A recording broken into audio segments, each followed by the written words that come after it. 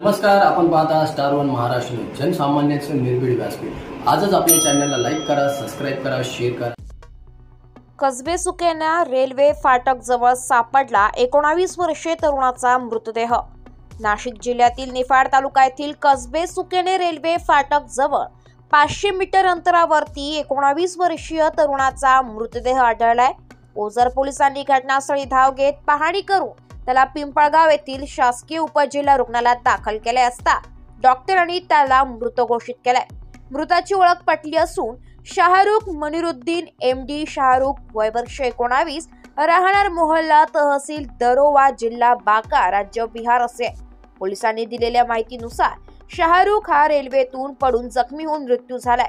या प्रकरणी ओझर पोलीस ठाण्यात अकस्मात मृत्यूची नोंद करण्यात आली आहे। पुढील तपास पोलीस हवालदार मदने हे करीत आहेत।